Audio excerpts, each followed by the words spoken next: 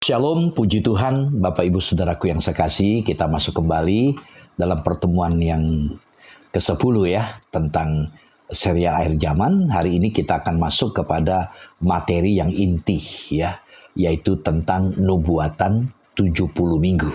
Nah, saudaraku, mari kita siapkan hati kita. Apa yang kita pelajari bukan sekedar mampir di otak atau pemikiran kita, namun kita bisa menangkap apa yang menjadi pesan khusus yang ingin Tuhan sampaikan kepada kita lewat penyampaian firman Tuhan pada pendalaman Alkitab kali ini tentang nubuatan 70 minggu. Mari kita siapkan hati kita datang kepada Tuhan, kita berdoa. Bapa kami dalam sorga, sungguh kami bersyukur buat waktu yang sudah Kau berikan bagi kami untuk kembali kami belajar dari firman-Mu. Kami ingin mendalami bagaimana sejarah rancangan-Mu untuk kami manusia di dunia ini. Untuk itu Bapa, hamba-Mu yang Kau pakai menjadi alat-Mu untuk menyampaikan firman Tuhan, biarlah Tuhan pimpin, urapi, memberikan kemampuan secara khusus dalam mengkomunikasikan kebenaran-Mu ini kepada setiap kami yang mengikuti pendalaman Alkitab. Roh Kudus ambil bagian, memberkati setiap kami. Dalam nama-Mu Tuhan Yesus kami berdoa. Haleluya. Amin. Puji Tuhan, Bapak Ibu Saudaraku yang saya kasih, Allah sudah memberikan 3 tanda penting pada kita yang menunjukkan bahwa Dia itu adalah Allah yang supranatural, Allah yang adikodrati. 3 hal yang menarik tentang tandanya. Pertama, penciptaan. Lewat penciptaan kita sadar Allah itu ada. Ya, lalu yang kedua, Tuhan Yesus Kristus sendiri. Yang ketiga, special revelation atau wahyu tertulisnya tentang dirinya yang disebut dengan Alkitab. Nah, menarik tanda yang ketiga ini. Di dalam Alkitab kita begitu banyak melihat ya, di mana Alkitab itu memiliki suatu bagian penuh tentang kebenaran yang memberi kesaksian tentang kepengarangan ilahi dari Alkitab. Dan bagian tentang kebenaran itu adalah nubuatan yang sudah digenapi. Hanya Allah yang bisa meramalkan masa depan. Kita manusia enggaklah mungkin. Jadi ini bukan sekedar prediksi, karena ini penetapan Allah. Karena itu pasti beliau tahu apa yang direncanakan itu diungkapkan di Alkitab itu pasti terjadi. Saudara, ketika kita melihat gambaran ini, saudaraku, menarik ya, tentang minggu ke-70 dalam Daniel 9 ayat 24 sampai 27. Ya, kita melihat di situ bagaimana ya perintah pembaharuan dan pembangunan Yerusalem. Itu sebagai latar belakang. Itu 7 minggu diungkapkan dalam Daniel 9 ayat 25. Dan itu terjadi pada tahun 445 sebelum Masehi, before Christ. Lalu kemudian ada masa 62 minggu. Itu diungkapkan juga dalam Daniel 9 ayat 25. Puncaknya dalam ayat 26a pada tahun 32 Masehi Tuhan Yesus disalib. Lalu kemudian kita masuk ada periode Israel bukan suatu kerajaan atau tidak bernegara. Itulah gap ya. Lalu ada misteri, ini menarik nih. Ya.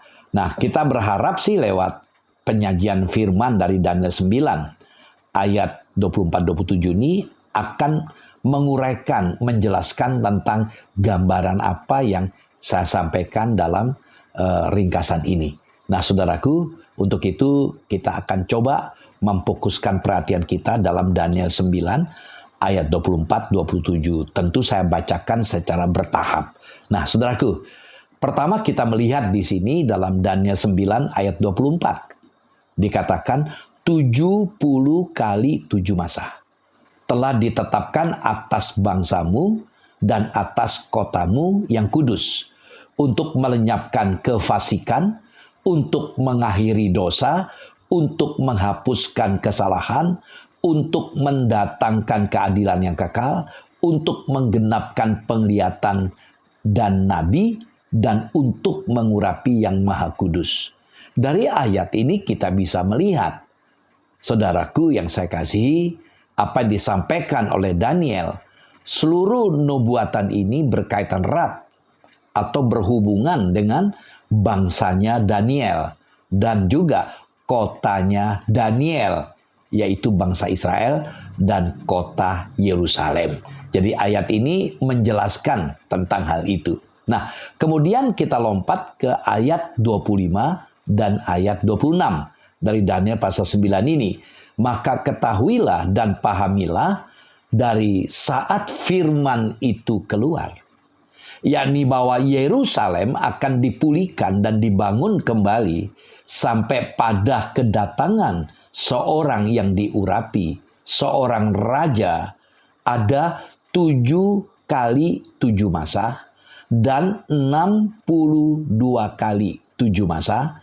Lamanya kota itu akan dibangun kembali dengan tanah lapang dan paritnya, tetapi di tengah-tengah kesulitan.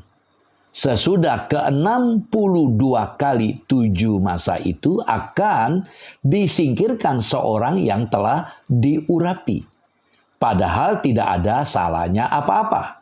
Maka datanglah rakyat seorang raja memusnahkan kota dan tempat kudus itu, tetapi raja itu akan menemui ajalnya dalam air bah.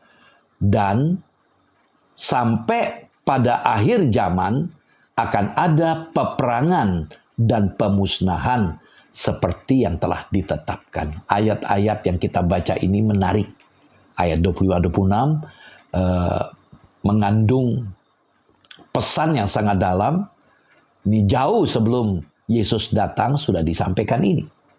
Dari ayat yang kita baca ini, perlu kita teliti dan cermati, saudaraku. Ya, 2 raja diungkapkan, disebutkan dalam ayat ini.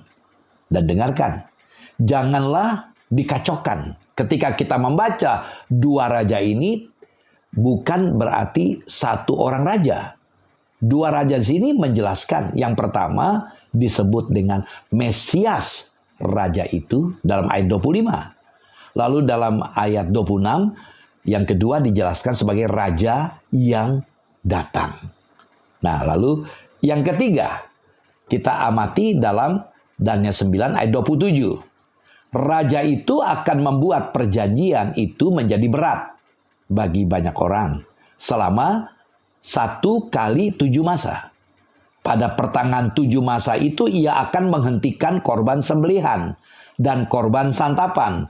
Dan di atas sayap kekejian akan datang yang membinasakan sampai pemusnahan yang telah ditetapkan menimpa yang membinasakan itu.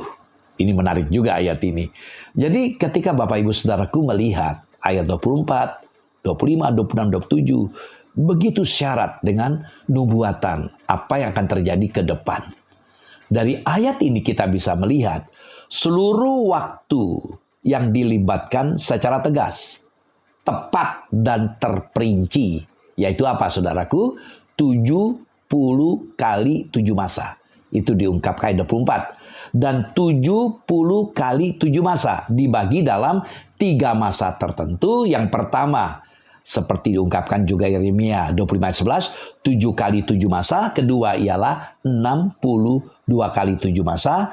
Dan ketiga ialah periode 1 kali 7 masa. Tadi sudah kita baca ayat 25 dan ditegaskan lagi dalam ayat 27. Nah, saudaraku yang saya kasih, alasan-alasan mengapa kata masa sama dengan kata tahun. Nah, ini kita lihat ya, istilah masa dan istilah tahun. Apa yang dimasukkan di sini? Yang pertama, kita lihat tadi dalam Daniel 9 ayat 1 dan 2. Ya, dijelaskan terlebih dahulu bahwa dibicarakan jumlah tahun, yaitu 70 tahun. Mari kita lihat Daniel 9 ayat 1 dan 2. Pada tahun pertama pemerintahan Darius, perhatikan ada nama raja, Darius, anak Ahasweros dari keturunan orang Media, yang telah menjadi raja atas kerajaan orang Kasdim. Pada tahun pertama kerajaannya itu, aku, Daniel, memperhatikan dalam kumpulan kitab jumlah tahun yang menurut firman Tuhan kepada Nabi Yeremia akan berlaku atas timbunan puing Yerusalem, yakni 70 tahun. Itu diungkapkan Daniel 9 ayat 1 dan 2, dan juga disinggung tadi dalam Yeremia, ya. Nah, yang kedua dalam 2 Tawaret 36 ayat 21. Coba kita baca ayat ini. 2 Tawaret 36 ayat 21, dengan demikian genaplah firman Tuhan yang diucapkan Yeremia, sampai tanah itu pulih dari akibat dilalaikannya tahun-tahun sabatnya, karena tanah itu tandus selama menjalani sabat, hingga genaplah 70 tahun. Ini alasan yang kedua, saudaraku. Jadi dari 2 Tawaret 36:21 disebut tahun-tahun sabat dilalaikan oleh bangsa Israel sampai genap 70 tahun. Nah, saudara, karena tahun itu tandus selama menjalani sabat, hingga genaplah 70 tahun. Jadi tepat sekali di akhir masa itu, Tuhan mengumumkan masa yang baru, yang 490 tahun, yaitu 70 kali 7 masa, memiliki pengertian waktu yang sama. Nah, yang ketiga, alasan ketiga, kita melihat di sini konteks nubuatan menuntut bahwa masa haruslah ditafsirkan sebagai tahun. Karena kalau ditafsirkan sebagai hari ini, saudaraku, ini juga dipakai oleh Alkitab, bahkan Daniel. Ternyata tidak mungkin dalam waktu 490 hari kota itu dibangun dan dimusnahkan, apalagi kalau digabungkan dengan apa yang diungkapkan dalam Daniel 9 ayat 24 tadi. Nah, jadi kita melihat di sini, ya, ini alasan yang ketiga. Yang keempat, coba kita lihat Daniel 10 ayat 2. Pada waktu itu aku, Daniel, berkabung 3 minggu penuh. Perhatikan kata 3 minggu penuh. Dalam Daniel 10 ayat 2 ditekankan Daniel itu berkabung 3 kali 7 hari penuh, yang disebut dengan 3 minggu penuh. Nabi memakai hari bila yang dimaksudkan adalah hari dan tidak memakai keterangan kalau yang dimaksudkan adalah tahun. Yang kelima, ya, coba kita lihat Kejadian 29 ayat 27. Kejadian 29 ayat 27, genaplah dahulu 7 hari perkawinanmu dengan anakku ini. Kemudian anakku yang lain pun akan diberikan kepadamu sebagai upah, asal engkau bekerja pula padaku 7 tahun lagi. Nah, kita melihat nih data lain yang cukup kuat untuk menjelaskan alasan tentang masa dan tahun ini. Dalam Kejadian 29 ayat 27, istilah 7 masa ternyata dimaksudkan 7 tahun. Bahkan Terjemahan Baru menafsirkan juga sekaligus seperti itu. Kita lihat tadi bagaimana Paman Laban memberikan motivasi kepada Yakub. Yakub, nikahi dululah Lea. Lalu kemudian kamu harus kerja 7 tahun baru bisa menikahi Rahel. Nah, yang keenam, ya penting pula diperhatikan bahwa setahun menurut nubuatan Alkitab sama dengan 360 hari, saudara. Argumentasi historis bila dilihat dalam Kejadian itu membandingkan misalnya Kejadian 7:11 dengan Kejadian 8 ayat 4 diungkapkan 5 bulan. Lalu Kejadian 7:24, Kejadian 8 ayat 3 menjelaskan bahwa ini adalah 150 hari. Nah, saudaraku, argumentasi nubuatan bisa dilihat dengan membandingkan nats-nats di bawah ini. Nah, kita lihat Daniel 9 ayat 27. Coba kita cermati apa yang kita baca tadi. Daniel 9 ayat 27, itulah periode penganiayaan Israel dimulai di pertengahan masa 70 kali 7 masa atau 3,5 masa. Nah, saudara, nanti ketika di pembahasan di era antikris akan mengajak saudara untuk mendalami ini. Ya. Lalu Daniel 9 ayat 24-25 lamanya juga disebut sebagai 1 masa dan 2 masa dan setengah masa. Nah, lalu Wahyu 13 ayat 4-7 kita jumpai juga di sini. Di mana dalam ayat ini membicarakan penganiayaan di bawah pemerintahan yang sama selama 42 bulan. Maknanya 3,5 tahun. Seperti tadi 1 masa, 2 masa, dan setengah masa. Yang keempat, saudaraku, Wahyu 12 ayat 13-14 membicarakan peristiwa yang sama dengan menyatakan waktu yang sama, persis yang diungkapkan dengan Daniel pasal 7 ayat 25. Saudara bisa membaca itu, ya. Lalu yang kelima, Wahyu 12 ayat 6. Peristiwa ini juga dijelaskan sebagai 1260 hari. Jadi jelas bahwa menurut pernyataan nubuatan 1 tahun sama dengan 360 hari dan 1 bulan 30 hari. Perhatikan 1260 itu sama dengan yang diungkapkan sebelumnya. Coba lihat nomor 3. Kita lihat nomor 3. Ya. Nah, di situ ada istilah 3,5 tahun. Oke. Nah, saudaraku, kemudian jadi permulaan dari seluruh periode 70 kali 7 masa ini sudah ditetapkan secara pasti, yaitu dari saat firman.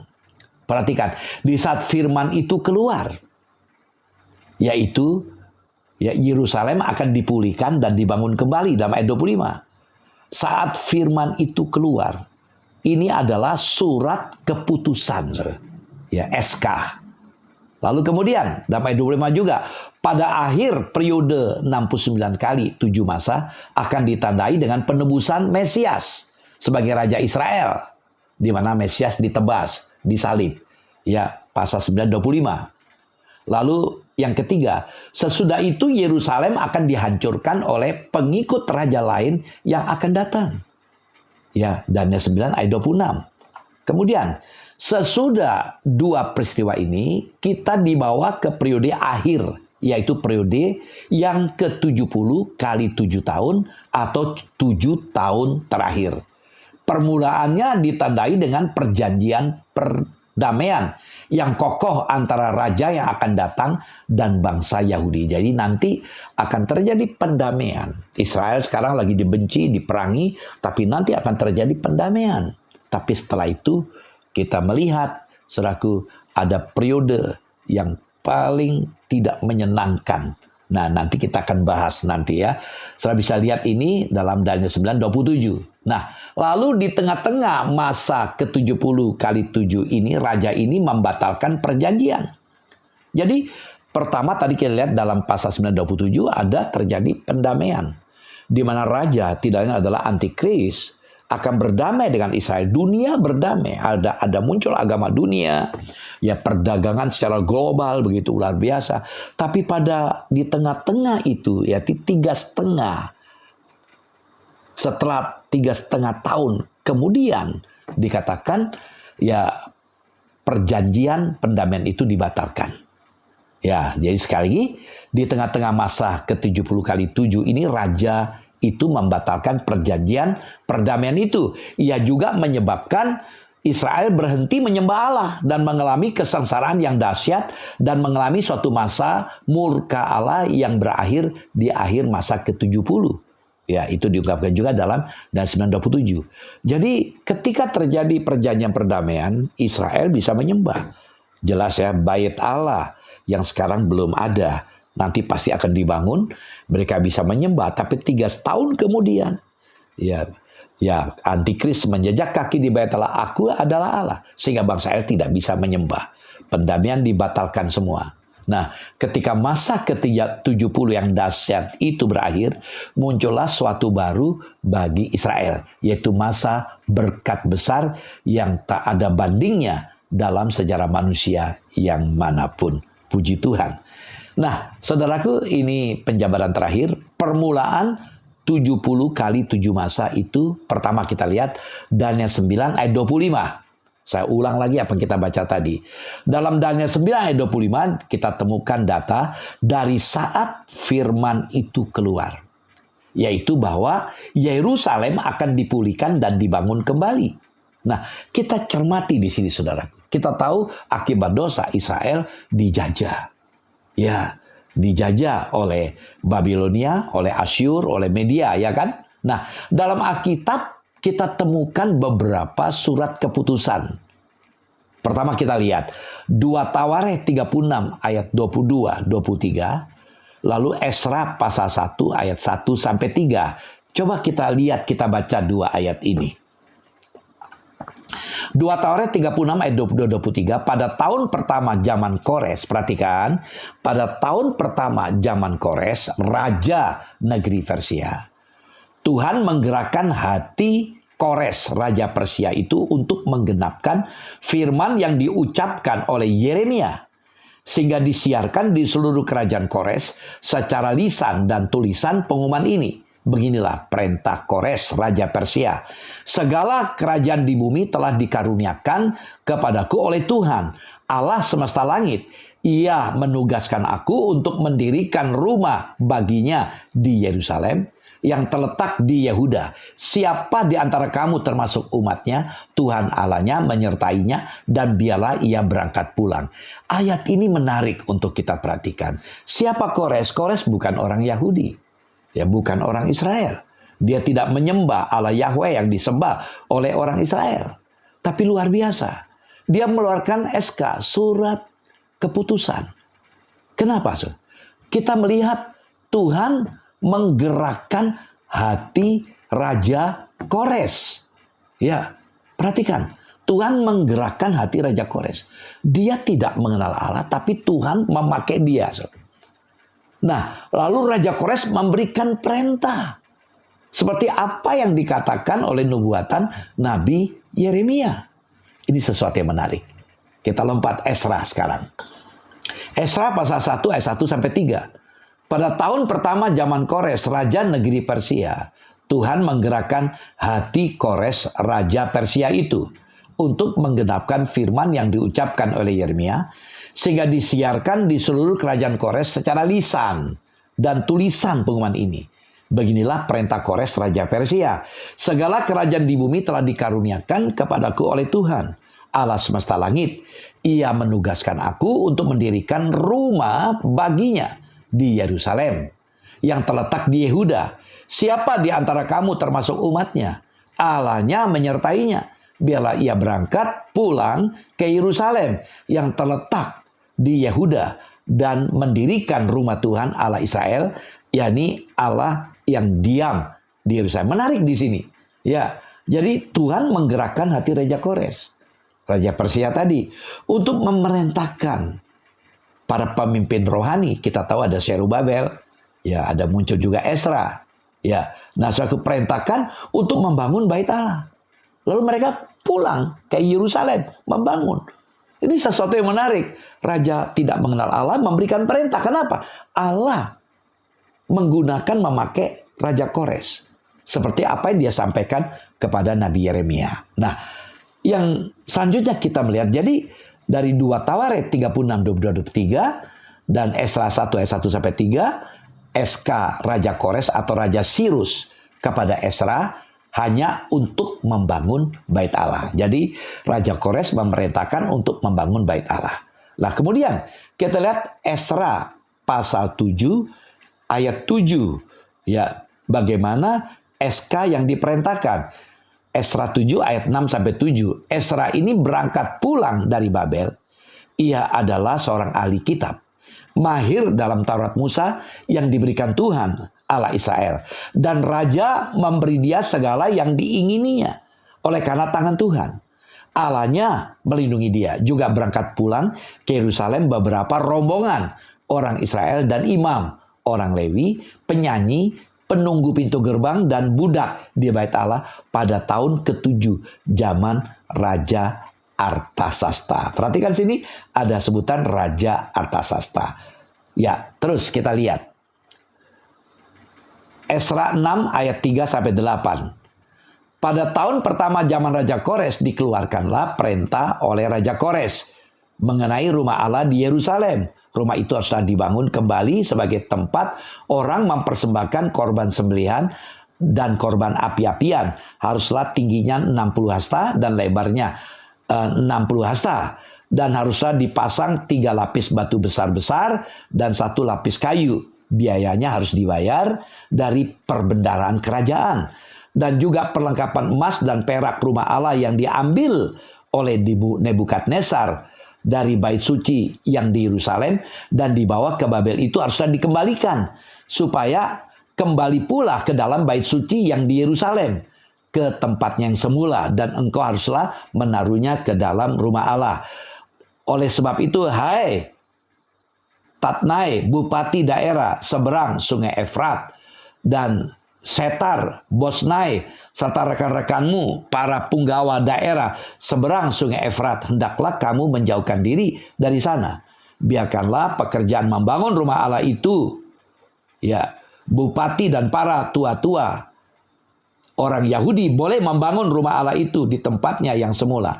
Lagi pula telah dikeluarkan perintah olehku tentang apa yang harus kamu perbuat terhadap para tua-tua orang Yahudi mengenai pembangunan rumah Allah itu, yakni daripada penghasilan kerajaan dan pada upeti daerah seberang sungai Efrat. Haruslah dengan saksama dan dengan tidak bertangguh diberi biaya kepada orang-orang itu. Sungguh luar biasa firman Tuhan ini. Ya, jadi kita melihat di sini, ya, ada SK Raja Kores, ada SK Raja Artasasta, ada SK Raja Darius, Raja Darius. Saudaraku, bagian terakhir dalam Nehemia 2 ayat 1-8. Cukup panjang, ada baiknya kita baca ya. Nah, kita melihat di sini. Nehemia 2 ayat 1-8, pada bulan Nisan tahun ke-20 pemerintahan Raja Artasasta, ketika menjadi tugasku untuk menyediakan anggur, aku mengangkat anggur dan menyampaikannya kepada raja. Karena aku kelihatan sedih, yang memang belum pernah terjadi di hadapan raja. Bertanyalah ia kepadaku, mengapa mukamu muram, walaupun engkau tidak sakit? Engkau tentu sedih hati. Lalu aku menjadi sangat takut. Jawabku kepada raja, hiduplah raja untuk selamanya. Bagaimana mukaku tidak akan muram kalau kota tempat pekuburan nenek moyangku telah menjadi reruntuhan dan pintu-pintu gerbangnya habis dimakan api? Lalu kata raja kepadaku, jadi apa yang kau inginkan? Maka aku berdoa kepada Allah semesta langit. Kemudian jawabku pada raja, jika raja menganggap baik dan berkenan kepada hambamu ini, utuslah aku ke Yehuda, ke kota pekuburan nenek moyangku, supaya aku membangunnya kembali. Lalu bertanyalah raja kepadaku, sedang permaisuri duduk di sampingnya, berapa lama engkau dalam perjalanan dan bilakah engkau kembali? Dan raja berkenan mengutus aku, sesudah aku menyebut suatu jangka waktu kepadanya.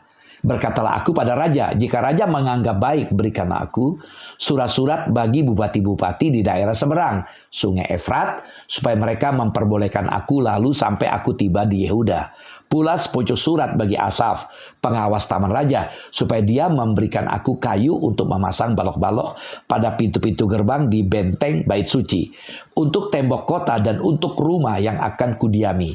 Dan raja mengabulkan permintaanku itu karena tangan Allahku yang murah melindungi aku. Dari Nehemia pasal 2 1-8 ini kita melihat sesuatu yang menarik. Ya, Raja Artasasta mengeluarkan surat keputusan. Luar biasa ya. Allah memakai raja-raja yang sedang menjajah bangsa Israel.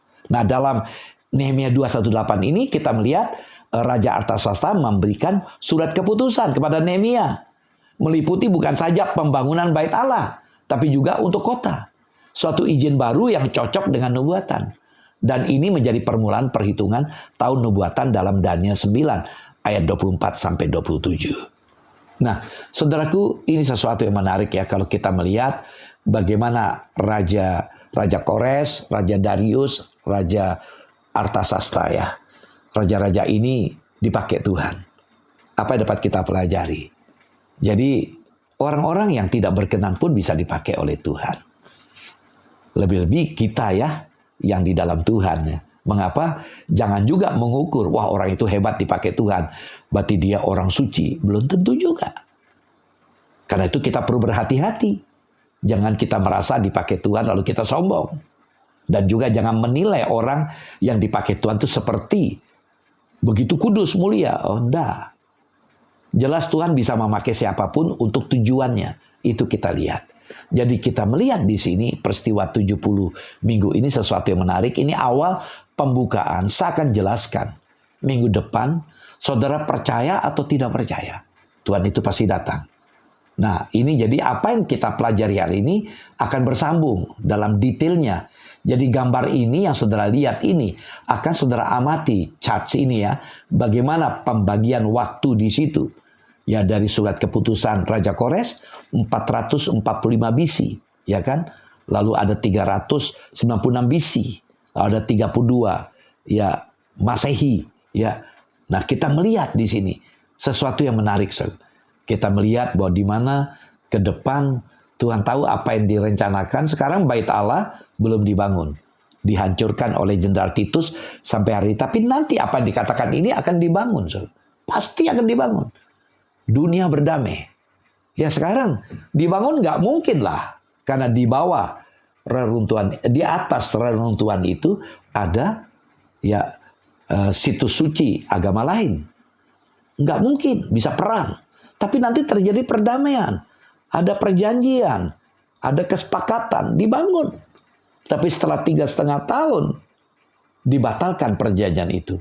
Raja yaitu Antikris, ya, menekan Israel dan Israel akan teraniaya. Dan Allah izinkan itu karena salah satu tujuan masa tribulasi itu adalah untuk menyadarkan Israel sehingga mereka bertobat. Nah, biarlah apa yang kita pelajari hari ini membuka pemahaman. Saudara bisa berulang-ulang nanti membaca atau menonton di YouTube karena saya cuma membahas secara garis besar. Saudara nanti menelaah secara pribadi. Saya begitu yakin kalau saudara meneliti ulang, jangan hanya mendengar dari saya. Karena hanya mendengar sekali pertemuan pasti pusing. Nanti sambil melihat gambar ini, saudara meneliti. Sungguh luar biasa cara kerjanya Allah. Karena itu mari kita belajar ya menempatkan Allah yang memegang otoritas atas hidup kita, pegang kendali, dan kita tunduk kepada Dia. Dan kita belajar untuk menyerahkan hidup kita sepenuhnya. Kalau Tuhan boleh memakai Raja Kores, Raja Darius, Raja Artasasta, lebih saudara dan saya, Tuhan bisa pakai supaya Tuhan dipermuliakan. Tuhan Yesus memberkati, mari kita berdoa. Bapa kami dalam sorga, kami bersyukur buat waktu yang sudah Kau berikan bagi kami untuk belajar firman-Mu. Biar apa kami pelajari mungkin kami belum puas. Biarlah lewat PA pribadi kami boleh meneliti kembali apa yang Tuhan mau kami pelajari. Berkati setiap anak-anak-Mu Tuhan, hikmat Tuhan menyertai, sehingga rahasia zaman boleh diungkapkan. Setiap kami boleh mengerti apa menjadi rencana Allah, terutama bagi kami anak-anak-Mu. Terima kasih Bapa, kami bersyukur, berkat Tuhan menyertai kami. Dalam nama-Mu Tuhan Yesus kami berdoa. Haleluya. Amin. Shalom, sampai jumpa lagi. Tuhan Yesus memberkati.